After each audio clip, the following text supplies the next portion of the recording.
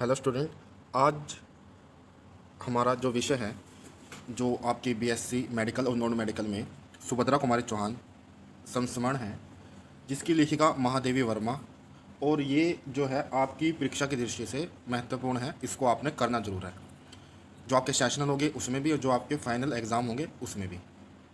तो देखिए, सुभद्रा महादेवी वर्मा जी द्वारा रचित एक उल्लेखनीय संस्मरण है, जो उन्होंने राष्ट्रीय विचारों की वाहिका एवं अपनी प्रिय सखी श्रीमती सुभद्रा कुमारी चौहान के जीवन को आधार बनाकर लिखा है। इस संस्मरण में उन्होंने सुभद्रा कुमारी चौहान जी के जीवन संबंधी अनेक छुए अनछुए पहलुओं पर प्रकाश डाला है। अब इसका हम सार देख लेते हैं। आप अगर सार पढ़ लोगे तो आपके जो क्वेश्चन आते हैं गद्यांश के क्वेश्चन आते हैं उसको भी आप हल कर सकते हो। तो जो है, मैं जिस भी वीडियो को बना रहा हूँ तो उसको एक बार आप अच्छी तरह देखें या अपनी पुस्तक में से करें, वो सब महत्वपूर्ण रहेंगे। सुभद्रा कुमारी चौहान, जिन्हें लेखिका बहन सुभद्रा कहती है, का चित्र लेखिका के जहन में सबसे साफ है। सबसे साफ क्यों है? जैसे दद्दा का हमने किया था तो वो उनसे उम्र में बड़े थे, ठीक है। और इसके अलावा हम अगर उनके बात करें जयशंकर प्रसाद, या फिर हम बात करें रविंद्रनाथ टैगोर से संबंधित जो संस्मरण हैं, उनके इतना उनके साथ उनका जो मेल मिलाप नहीं था, पर उनसे वो मिले थे जैसे एक या दो मुलाकात या तीन, तो उस हिसाब से उन्होंने संस्मरण लिखा था। पर लेखिका जो है सुभद्रा, उनके कक्षा में जो है उनकी सीनियर थी, जो स्कूल में उनकी सीनियर थी, तो इनसे इनका काफ़ी मेल जोल था। और क्योंकि वो भी लेखिका थी और ये भी लेखिका थी, तो दोनों काफ़ी अच्छी सहेलियाँ थी। लेखिका का सुभद्रा जी से परिचय उस समय हुआ जब प्रयाग के क्रॉसवेथ गर्ल्स कॉलेज की 5वीं कक्षा की छात्रा थी और सुभद्रा जी 7वीं कक्षा की, ठीक है। ये 5वीं की थी जो महादेवी वर्मा है, जिन्होंने संस्मरण लिखे हैं, और 7वीं की सुभद्रा कुमारी चौहान। अब आपने क्या लिखना है, देखिए जो हमारा क्या लिखना है हमने भी, सुभद्रा कुमारी चौहान जो संस्मरण है उसकी लेखिका कौन है? महादेवी वर्मा। यही आपके उसमें सभी में आएगा। तो आपको सबसे बड़ी बात है, गद्यांश में जो पंक्तियाँ दी हैं वो किस संस्मरण से हैं वो आपको पता होनी चाहिए। और उसके लिए आप वीडियो देखिए। क्यों? आपकी क्लास तो हुई नहीं है। अब क्लास नहीं हुई है तो इम्पोर्टेंस तो इसी तरह मिले, क्योंकि आपके अगले महीने बोला गया है शायद एग्ज़ाम है और इस वीरवार को आपका सेशनल है, तो आप इसको देखें। अब देखिए कि लेखिका अपने गणित की कॉपी तक में कविता की तुकबंदियाँ लिखा करती थी। सुभद्रा जी ने इस बारे में पता लगा लिया और तुकबंदी वाली उनकी कॉपी को हर कमरे में जाकर लेखिका के अपराध की सार्वजनिक घोषणा कर दी, चूँकि उस समय कविता रचना अपराधों की सूची में शामिल थी। और यदि गणित जैसे महत्वपूर्ण विषय की कॉपी में कविता लिखी जाए तो यह अक्षम्य अपराध ही था। अक्षम्य का अर्थ क्या है? कि जो क्षमा न किया जा सके। लेखिका रोना चाहती थी, परंतु अपने दृढ़ निश्चय से उसने अपने आंसुओं पर नियंत्रण कर लिया। आखिरकार सुभद्रा जी ने उसका हौसला बढ़ाते हुए कहा, वह अच्छा लिखती है, सवाल में 1 2 3 जोड़ लेना कोई बड़ा काम नहीं। इस पर लेखिका ने उसका हौसला बढ़ाते हुए कहा, वह अच्छा लिखती है, ठीक है।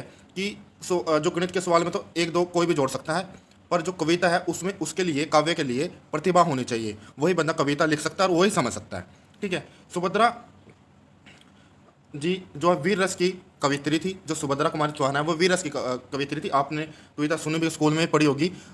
जो रानी लक्ष्मीबाई के ऊपर इन्होंने लिखी थी, हर बोलो के संग सुनी हमने कहानी थी, खूब लड़ी जो मर्दानी झांसी वाली रानी थी। तो जो ये कविता थी इन्होंने लिखी थी। ये जो है स्वतंत्रता आंदोलन में काफ़ी जो है भागीदार रहती थी, हिस्सा हमेशा लेते रहती थी।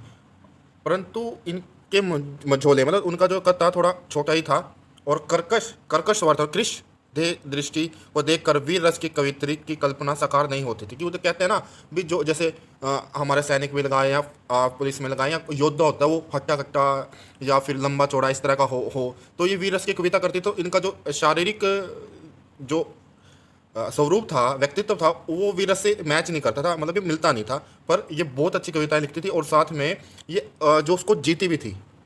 ये अपने जीवन में क्रांतिकारी विचारों वाली नारी थी। वे एक सामान्य परंतु अत्यंत निश्चल, कोमल, उदार व्यक्तित्व वाली भारतीय नारी थी। उनके व्यक्तित्व के भीतर की बिजली का पता तब चलता है जब उनके और उनके निश्चित लक्ष्य के बीच कोई बाधा उपस्थित होती थी। उनकी हंसी असाधारण थी। माता की गोद में दूध पीता बालक जब अचानक हंस पड़ता है, तब उसकी दूध से धुली हंसी में जैसी निश्चित तृप्ति और सरल विश्वास रहता है, बहुत कुछ वैसा ही भाव उनकी हंसी में मिलता है।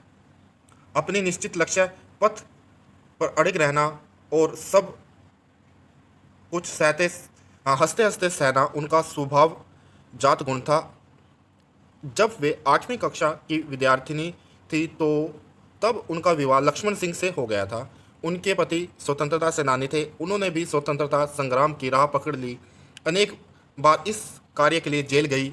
एक बार तो उन्होंने हंसते हंसते ही बताया था कि जेल जाते समय उन्हें इतनी फूल मालाएं मिल जाती थी कि उन्हीं का तकिया बना लेती थी, लेट कर पुष्पशैया का अनुभव करती थी। उन्होंने अपने पति से कभी कुछ नहीं मांगा। घर और कारागार के बीच में उनके जीवन का जो क्रम उनके विवाह के साथ आरंभ हुआ था वह अंत तक चलता रहा। वे अपने बड़े बच्चों को जेल से बाहर तथा छोटे बच्चों को अपने साथ रखती थी। जेल में उन्होंने अपनी बालिका को पिलाने के लिए दूध तक भी नसीब नहीं होता था। उनके घर की आर्थिक स्थिति भी खराब हो चुकी थी, परंतु प्रतिकूल परिस्थितियों से वे न कभी हारी, न कभी उन्होंने समझौता किया।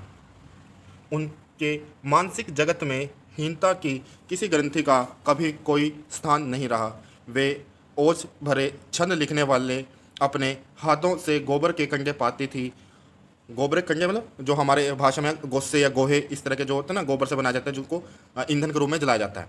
आंगन लीपती थी। आंगन पे जैसे पहले कच्चे मकान होते तो गोबर से या मिट्टी से उसको लीपा जाता था। बर्तन मांजती थी, मतलब घरेलू कार्य भी करती थी। ऐसा नहीं है कि अगर वो लिखती हैं या बाहर काम करती हैं, सामाजिक कार्य करते हैं, तो वो घर काम नहीं करेगी, जो आज की मानसिकता है तो वो नहीं था इनके अंदर। वे अपने घर की धरती को समस्त हृदय से चाहने वाली गृहिणी भी थी।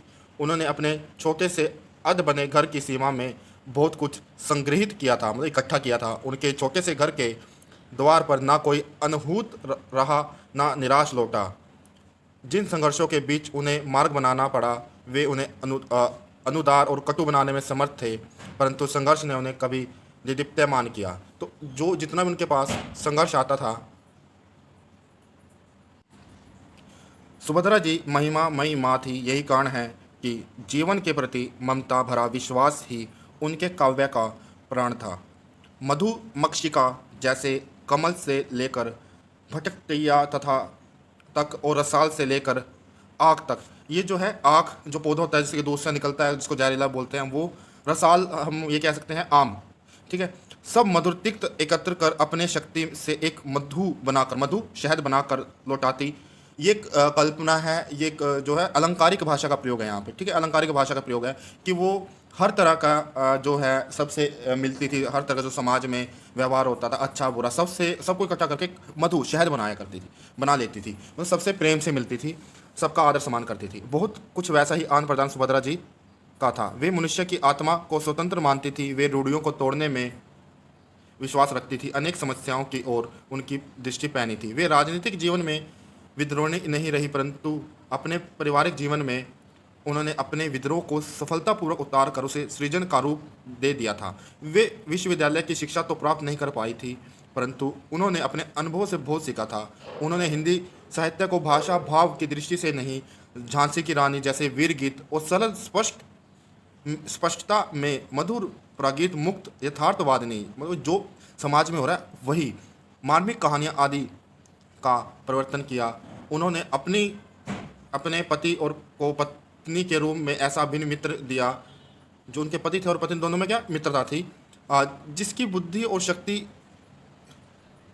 पर निर्भर रहकर अनुगमन किया जा सकता है। उन्होंने अपने बच्चों का पालन पोषण बड़े मुक्त वातावरण में किया। उन्होंने अपने किसी बच्चे को उसकी इच्छा के विरुद्ध कुछ करने के लिए बाध्य नहीं किया। साथ ही यह भी सत्य है कि उनके किसी बच्चे ने भी ऐसा कोई काम नहीं किया जिससे उनकी महियसी माँ को थोड़ा भी शुद्ध होने का अवसर मिले। उनके वात्सल्य का विधान ऐसा ही अलिखित और अटूट था। उन्होंने एक क्षण के लिए भी असत्य को स्वीकार नहीं किया। जातिवाद की संकीर्ण तुला पर ही वर्ग की योग्यता तोली जा सकती है। कन्यादान की परंपरा को वे उचित नहीं मानती थी।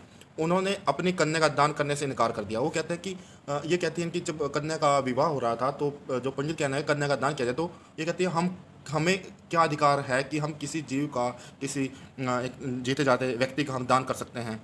तो लेखिका ने अपने व्यक्तिगत संबंध और जातिवाद के बारे में ऐसा आता है कि इसमें लिखा हुआ है कि अन्याय के प्रति संघर्ष का उनका सफर स्वतंत्रता के बाद भी चला। उन्होंने गांधी जी की अस्थि विसर्जन वाले दिन हरिजन महिलाओं को बापू की श्रद्धांजलि सभा में प्रवेश दिलवाकर ही स्वयं वहां प्रवेश किया, क्योंकि जो हरिजन महिलाएं थी वो जाना चाहती थी पर उनको रोक दिया गया था, तो इन्होंने वहां हड़ताल की, वहां संघर्ष किया, तो उनको प्रवेश दिलवाया। लेखिका अपने व्यक्तिगत संबंधों में सुभद्रा जी के साथ बाल भाव से कभी मुक्त नहीं हो सकी। लेखिका के विद्यापीठ की प्राध्यापिका बन जाने पर सुभद्रा जी बराबर उनसे मिलने आती थी। जो हमने इनके साहित्यिक परिचय में पढ़ा था महादेव वर्मा के, कि वो महाविद्यालय के बीट की प्रिंसिपल बनी, तो तब भी सुभद्रा कुमारी चौहान इनसे मिलने आया करती थी और आत्मीय उपहार लाती थी। कई बार तो लेखिका सुभद्रा जी से प्रयाग स्टेशन पर मिलने जाती थी, क्योंकि समय अभाव के कारण सुभद्रा जी प्रयाग में रुक नहीं पाती थी। दोनों जब एक दूसरे के साथ होती थी तो उनकी बात में 1 मिनट तथा हंसी में 5 मिनट का अनुपात होता था, कि वो इतने हंसमुख तरीके से आपस में ये दोनों मिलती थी, इनमें इतना प्रेम था। अनेक कवि सम्मेलनों में भी दोनों ने साथ साथ भाग लिया। दोनों कवित्रियां होने पर भी उनमें ईर्ष्या द्वेष नहीं था, जैसे आज होता है ना कि दूसरे की टांग खींचने में लगे रहते हैं, तो वो चीज़ नहीं था, ये प्रेम से रहा करती थी। कोई अपने एक दूसरे को कॉम्पिटिटर नहीं मानते। आज के टाइम में क्या होता है कि हम किसी भी फील्ड में हैं तो हम उसको प्रतियोगी मानते हैं, कॉम्पिटिटर मानते हैं अपना। अपने किसी भी परिचित अपरिचित साहित्य साथी की त्रुटियों के प्रति सहुन रहना मतलब कि उसको मानना, उसको ये नहीं अहंकार, उस पर उतावला हो जाना, क्रोधित हो जाना, शांतिप्रिय रहना। उनके गुणों के मूल्यांकन में उदारता से काम लेना सुभद्रा जी की निजी विशेषता थी। अपने को बड़ा बनाने के लिए दूसरों को छोटा प्रमाणित करने की दुर्बलता उनमें नहीं थी। कहते हैं भाई मुझे कुछ आता है तो हमें कुछ आता है तो हम कहते हैं हम हैं और दूसरा की कोई वैल्यू नहीं, तो यहाँ ये चीज़ नहीं था।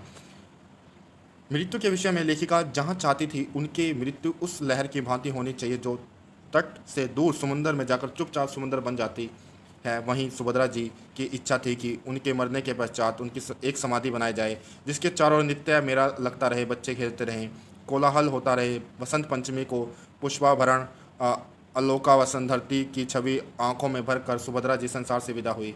इनका क्या है, मौके कार एक्सीडेंट हो गया था, उसमें इनकी जो है कम उम्र में ही इनकी मृत्यु हो गई थी। उनके लिए किसी अन्य विधि की कल्पना नहीं की जा सकती। मिलते हैं अगली क्लास में। धन्यवाद।